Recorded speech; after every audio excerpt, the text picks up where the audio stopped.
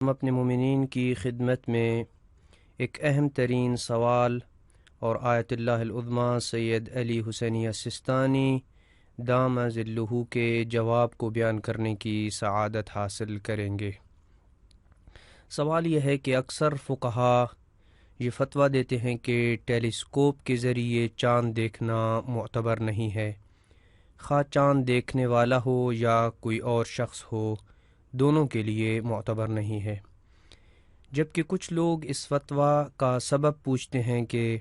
روایات میں جو لفظ رؤیت مذکور ہے، صم لرؤیت و افطر لرؤیہ، یعنی چاند دیکھ کر روزہ رکھو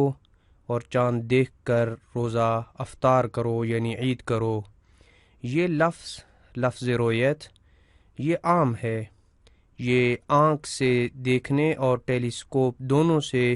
چاند دیکھنے کو شامل ہے۔ معصومین علیہم السلام کے زمانے میں جدید آلات اور ٹیلیسکوپ وغیرہ کا میسر نہ ہونا یہ اس بات کی دلیل نہیں ہے کہ روایت کے اندر موجود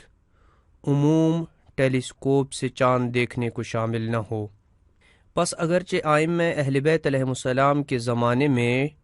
ٹیلیسکوپ اور چاند دیکھنے کے جدید آلات نہیں تھے، لیکن ان سے صادر ہونے والی کلام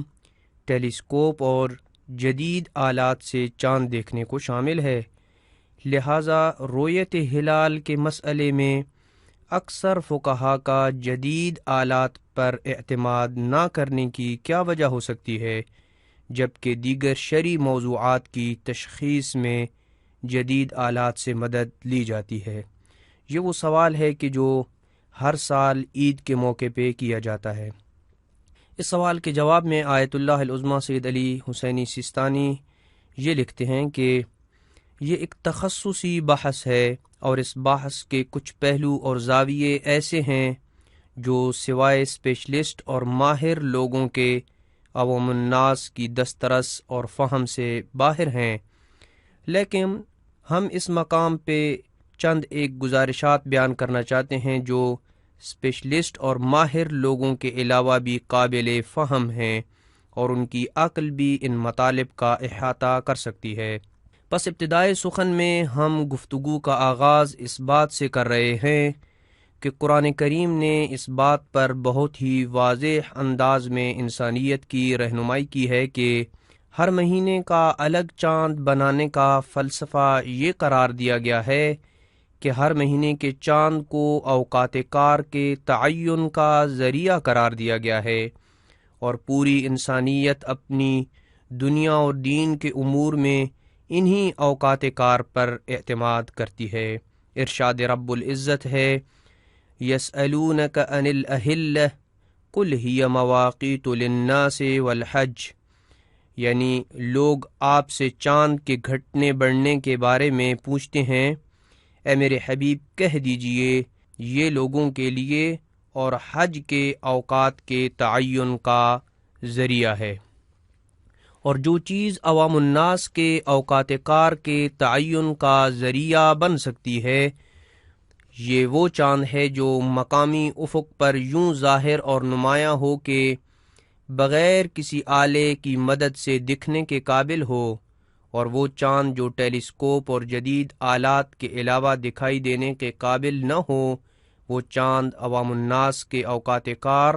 اور ٹائم ٹیبل کو مقرر کرنے کی صلاحیت ہی نہیں رکھتا، کیونکہ اس کی رؤیت عوام الناس کی دسترس میں نہیں ہے۔ بالفاظ دیگر یوں کہوں کہ کسی بھی مہینے کی پہلی اور بعد کی راتوں میں چاند دیکھنے کا حکم گھڑی کی سوئیوں کی طرح ہے، جس طرح گھڑی کی سوئیوں کی گردش شب و روز کے اوقات کا تعین کرتی ہیں، اسی طرح چاند کا مختلف صورتوں اور حالات میں ہونا یہ قمری مہینوں میں راتوں کی تعداد کا تعین کرنے کا ذریعہ ہیں۔ اور چاند کے مختلف حالات یوں پیدا ہوتے ہیں کہ جوں جوں راتیں گزرتی جاتی ہیں چاند بڑھتا رہتا ہے، اور پھر ایک وقت آتا ہے کہ کم ہونا شروع ہو جاتا ہے، یہاں تک کہ چاند اس مرحلے تک آ پہنچتا ہے کہ جب ایک اسلامی ماہ مکمل ہوتا ہے تو چاند واپس اپنے اصلی مقام پر آ جاتا ہے، اور جہاں وہ زمین و سورج کے بالکل درمیان ہوتا ہے، اور چونکہ چاند پر سورج کی روشنی اس سمت سے پڑ رہی ہوتی ہے جو حصہ زمین کے سامنے نہیں ہوتا، اس لیے چاند نظر نہیں آتا، اور ان تینوں سیاروں کی اس حالت کو محاق کے نام سے تعبیر کیا جاتا ہے۔ اور قرآن مجید میں چاند کے گھٹنے بڑھنے کو جو عوام الناس کے اوقات اور ٹائم ٹیبل کے تعین کا ذریعہ قرار دیا گیا ہے، اس کا معنی یہ ہے کہ چاند کا مختلف مراحل میں ہونا گویا کہ ایک آسمانی آلے کی مانند ہے جو عوام الناس کے لیے دکھائی دینے والا ہوتا ہے، اور اس آسمانی آلے کے مختلف مراحل اور مختلف حالات کی طرف رجوع کرنے سے وہ اپنے دین اور دنیا کے معاملات کو منظم کر سکتے ہیں۔ اور یہ چیز اس بات کا تقاضا کرتی ہے کہ چاند عوام الناس اور ہر ایک کے لیے دکھنے کے قابل ہو۔ پس رویت ہلال میں معیار یہ ہوا کہ عوام الناس اور ہر ایک کے لیے چاند کی رویت میسر ہو سکے، نہ کہ فقط ان لوگوں کے لیے چاند دکھائی دینے کے قابل ہو جو مصنوعی آلات جیسے ٹیلیسکوپ رکھتے ہوں، اور وہ ٹیلیسکوپ افق پر چاند کی موجودگی کو عیاں کر دے، جبکہ جن کے پاس ٹیلیسکوپ نہ ہوں ان کے لیے آنکھ سے چاند دیکھنا ممکن نہ ہو اور چاند رویت کے قابل نہ ہو، کیونکہ فقط مصنوعی آلات رکھنے والوں کو چاند کا دکھائی دینا یہ قرآن کے اس قانون کے ہم آہنگ نہیں ہے کہ جس میں اللہ نے چاند کے گھٹنے بڑھنے کو عوام الناس کے اوقات اور ٹائم ٹیبل مقرر کرنے کا ذریعہ قرار دیا ہے۔ ہم چاند کے گھٹنے بڑھنے کو لوگوں کے ٹائم ٹیبل مقرر کرنے کا اس وقت ہی ذریعہ قرار دے سکتے ہیں جب اس کی رویت ہر بندے کی دسترس میں ہو۔ اگر کچھ لوگ آلات سے چاند دیکھ لیں اور کچھ کو چاند آنکھ سے نظر نہ آئے تو یہ چاند لوگوں کے اوقات کار کو معین کرنے کا ذریعہ نہیں بن سکتا ہے۔ بس یہاں تک کہ گفتگو سے یہ بات بھی معلوم ہو جاتی ہے کہ چاند ثابت کرنے میں ٹیلیسکوپ وغیرہ کو معتبر نہ سمجھنا اس وجہ سے نہیں ہے کہ کسی بھی حکم شرعی کے موضوع کی تشخیص میں جدید آلات سے مدد لینا ممنوع ہے، بلکہ چاند ثابت ہونے میں معیار یہ ہے کہ عوام الناس میں سے جو شخص صحیح و سالم آنکھ رکھتا ہو اس کے لیے چاند کی رویت ممکن ہو، یعنی وہ دیکھ سکتا ہو کہ چاند موجود ہے۔ یہاں تک کہ دیہاتوں، صحراؤں اور پہاڑوں میں رہنے والے افراد جن کے لیے آنکھ کے علاوہ افق پر چاند کی موجودگی کو جاننے کا کوئی ذریعہ نہیں ہوتا، وہ بھی دیکھ سکیں۔ اگر ٹیلیسکوپ سے چاند دیکھنے کو کافی سمجھ لیا جائے تو وہ لوگ یعنی دیہاتوں، صحراؤں اور پہاڑوں میں رہنے والے افراد اور وہ جن کے پاس جدید آلات نہیں ہوتے کیسے اپنے اوقات کار کو منظم کریں گے اور چاند سے مربوط عبادات کی انجام دہی کیسے کریں گے؟ لہٰذا اس وجہ سے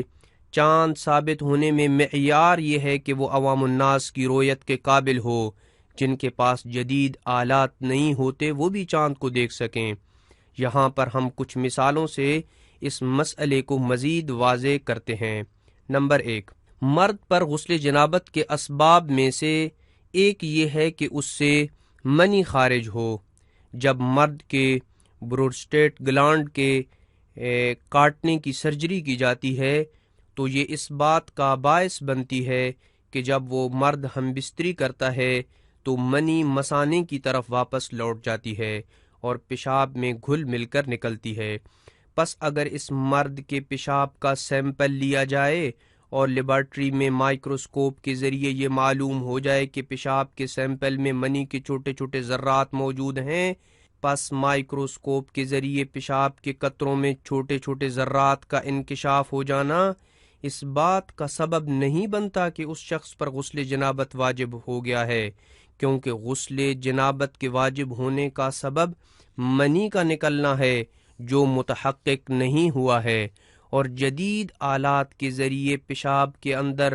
منی کے ذرات کے ہونے کا یقین حاصل کرنا اس کا کوئی فائدہ نہیں ہے، کیونکہ اس طریقے سے غسل جنابت کے متحقق ہونے کا موضوع متحقق نہیں ہوتا، کیونکہ غسل جنابت کے واجب ہونے کا موضوع منی کا نکلنا ہے جو متحقق نہیں ہوا ہے۔ دوسری مثال، اگر کوئی شخص اپنے وطن سے نکلے اور وطن سے اتنا دور چلا جائے جہاں اس شہر میں رہنے والے لوگ اسے ٹیلیسکوپ وغیرہ کے علاوہ نہ دیکھ سکتے ہوں، یا اس شہر میں دی جانے والی آذان کو وہ مسافر سوائے ایسے آلات کے نہ سن سکتا ہو جو آلات دور جگہوں سے آواز کو کھینچ کر انسان کے قریب کر دیتے ہیں، اب یوں نہیں کہا جائے گا کہ چونکہ اس مسافر کو ٹیلیسکوپ کے ذریعے دیکھنا ممکن ہے، لہذا جب تک یہ مسافر اتنا دور نہیں چلا جاتا کہ ٹیلیسکوپ کے ذریعے بھی نہ دکھائی دے، اس وقت تک اس کی حد ترخص نہیں آئے گی۔ ایسا نہیں کہا جا سکتا، بلکہ اس کی حد ترخص وہ جگہ ہے جہاں اس شہر کے رہنے والے بغیر آلات کے اسے آنکھ کے ذریعے نہ دیکھ سکیں۔ اور ایک رائے کے مطابق حد ترخص یہ ہے کہ اس مسافر کی حد ترخص وہ جگہ ہوگی جہاں شہر میں دی جانے والی آذان کو وہ بغیر آلات کے اپنے کانوں سے نہ سن سکے، لہٰذا سفر میں نماز کے قصر ہونے اور ماہ مبارک میں روزے کے افطار کرنے کے حکم کا موضوع وطن سے اس حد تک دور جانا ہے کہ جہاں شہر کے لوگ بغیر آلات کے اپنی آنکھوں سے اسے نہ دیکھ سکیں، اور سفر میں نماز کے قصر اور روزے کے افطار جیسے حکم کا موضوع یہ امور نہیں ہیں کہ کسی آلے کے ذریعے بھی وہ نہ دکھائی دے یا کسی آلے کے ذریعے وہ آذان نہ سن سکے، تو تب مسافر نماز قصر کرے گا اور روزہ افطار کر سکے گا۔ تیسری مثال، جب مچھلی سے خون صاف کیا جائے تو وہ خون اگرچہ پاک ہے، اگرچہ اس کا کھانا حرام ہے، جو خون کے چھوٹے چھوٹے ذرات مچھلی کے اندر رہ جاتے ہیں وہ پاک ہے، لیکن اس کا کھانا حرام ہے۔ اب اگر مچھلی کو مائکروسکوپ کے نیچے رکھا جائے تو خون کے انتہائی چھوٹے چھوٹے ذرات دکھائی دیتے ہیں جو ظاہری آنکھ سے نظر نہیں آتے۔ مائکروسکوپ سے چھوٹے چھوٹے ذرات کو دیکھ لینا اس بات کی دلیل نہیں ہوگی کہ مچھلی کو کھانا حرام ہے کیونکہ اس پر چھوٹے چھوٹے ذرات ہیں، بلکہ اس مچھلی کو کھانا جائز ہے، اور مائکروسکوپ کے ذریعے دکھائی دینے والے ذرات مچھلی کو کھانے سے مانے نہیں ہیں، کیونکہ خون کو کھانے کی حرمت کا موضوع یہ چیز ہے کہ وہ خون عام لوگوں کی نگاہ میں خون شمار ہو، اور اس مثال میں چھوٹے چھوٹے ذرات جنہیں مائکروسکوپ کے علاوہ دیکھنا ممکن نہیں ہے انہیں عام لوگ خون نہیں کہتے کہ ان کا کھانا حرام ہو۔ یہ بیان کردہ موارد اور یہ مثالیں جو ہم نے ذکر کی ہیں کچھ دیگر موارد سے مختلف ہیں جن میں جدید آلات حکم شرعی کے موضوع کے متحقق ہونے یا اس کے متحقق ہونے کا یقین حاصل کرنے میں اثر انداز ہو سکتے ہیں، اور ذیل میں ہم اس کی چند مثالیں بیان کر رہے ہیں جہاں جدید آلات کسی بھی حکم شرعی کے موضوع کی تشخیص میں اثر انداز ہو سکتے ہیں۔ نمبر 1، اگر کسی کو پانی کے گلاس میں نجاست کے گر جانے کا شک ہو، پس جب اس نے آنکھ سے دیکھا تو اسے ظاہری طور پر کوئی نجاست نظر نہ آئی، لیکن جب مائکروسکوپ سے دیکھا تو نجاست کا ایک ذرہ نظر آیا جسے ظاہری آنکھ سے تو نہ دیکھا جا سکتا تھا لیکن وہ مائکروسکوپ سے نظر آ گیا۔ اس صورت میں پانی کے نجس ہونے کا حکم لگایا جائے گا،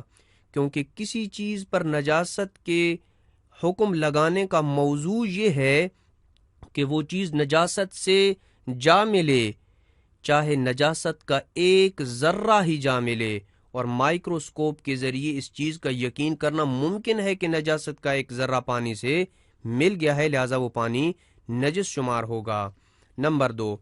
اگر کوئی شخص ٹیلیسکوپ وغیرہ کے ذریعے ایسی چیز کی طرف دیکھے جس کی طرف دیکھنا حرام ہے، جیسے نامحرم عورت کے بدن کو دیکھے، تو وہ شخص گناہگار ہوگا اور اس پہ گناہگار ہونے کا حکم لگایا جائے گا، کیونکہ یہاں حرمت کا موضوع نامحرم کی طرف دیکھنا ہے اور وہ متحقق ہو چکا ہے، چاہے وہ کسی آلے کے ذریعے ہی کیوں نہ ہو۔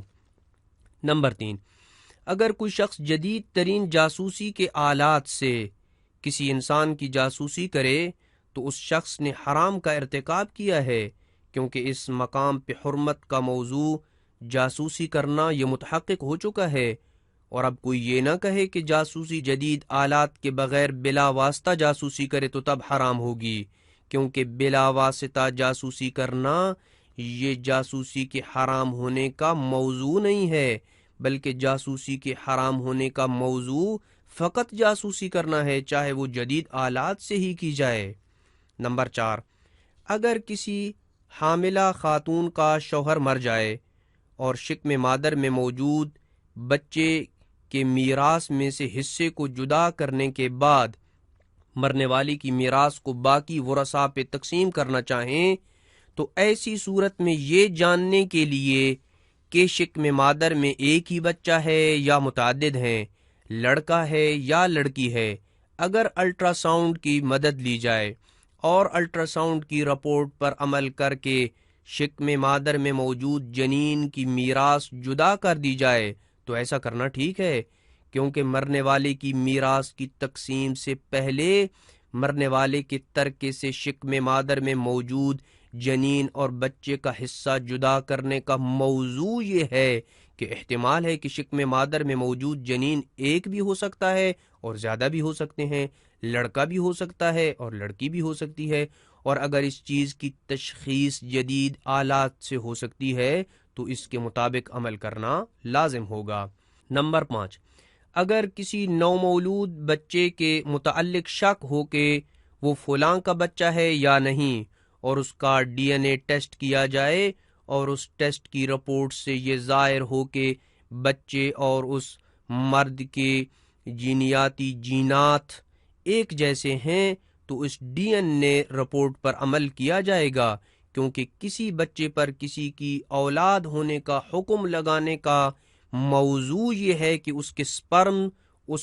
مرد سے ہوں، اور اس چیز کا یقین ڈی این اے ٹیسٹ سے ہو چکا ہے، لہذا بچے پر وہ تمام احکام لاگو ہوں گے جو ایک بیٹے پر لاگو ہوتے ہیں۔ پس خلاصہ کلام یہ ہے کہ کچھ موارد میں دیکھنے یا سننے کے لیے جدید آلات کا سہارا لینا، جبکہ کچھ دیگر موارد میں ان جدید آلات کا سہارا نہ لینا، یہ ان موارد میں اختلاف کا نتیجہ ہے جن میں وہ حکم شرعی کے موضوع کی تشخیص کی جاتی ہے۔ پس فقیہ مجتہد شرعی دلائل کا پابند ہوتا ہے کہ وہ موضوع جس کی تشخیص کے لیے کبھی جدید آلات کا وہ سہارا لیتا ہے اور کبھی سہارا نہیں لیتا، اگر شرعی دلائل یہ کہیں کہ اس موضوع کی تشخیص میں جدید آلات کا سہارا لیا جا سکتا ہے تو وہ جدید آلات کا سہارا لے سکتا ہے، اور اگر شرعی دلائل کہیں کہ فلاں موضوع میں شرعی دلائل کا سہارا نہیں لیا جا سکتا تو وہ مجتہد اپنی مرضی سے جدید آلات کا استعمال کر کے موضوع کی تشخیص نہیں کر سکتا۔ اور چاند کے مسئلے میں اکثر فقہاء نے عوام الناس کے لیے چاند کے گھٹنے بڑھنے کو ٹائم ٹیبل مقرر کرنے کا ذریعہ قرار دیا ہے، جیسا کہ آیت نے بھی اس کی تصریح کی ہے کہ چاند کا گھٹنا اور بڑھنا یہ عوام الناس کے معاشی اور دینی معاملات کو منظم کرنے کا ایک زمانی آلہ ہے، نہ کہ یہ آلہ فقط ان افراد کے لیے ہے جو مخصوص آلات کے ذریعے چاند کو دیکھ کر اپنے اوقات اور امور کو منظم کر سکیں۔ پس یہاں سے یہ بھی معلوم ہو گیا کہ اگر ائمہ اہل بیت علیہ السلام کے زمانے میں بھی سائنسی علماء ٹیلیسکوپ بنانے میں کامیاب ہو جاتے تو بھی ائمہ اہل بیت علیہ السلام ٹیلیسکوپ سے چاند ثابت کرنے والی رائے پر عمل نہ کرتے، اور یہ اس وجہ سے نہیں ہے کہ جدید آلات کی اہمیت کو کم کرنا مقصود ہے، بلکہ اس وجہ سے ہے کہ وہ چاند جو عام لوگوں کے لیے قابل رویت نہیں ہے وہ ان کے اوقات کو معین کرنے کا ذریعہ نہیں بن سکتا ہے۔ اس قرینے سے یہ بات طے ہو جاتی ہے کہ روزہ رکھنے اور نہ رکھنے کی جو نصوص ہیں ان میں مذکور لفظ رویت یعنی دیکھنا مقامی افق پر چاند کے ظاہر ہونے تک پہنچنے کا ایک راستہ ہے، بے ایمانہ کہ وہ آنکھ سے دیکھنے کے قابل ہو۔ یہاں تک کہ گفتگو سے یہ بات ثابت ہو چکی ہے کہ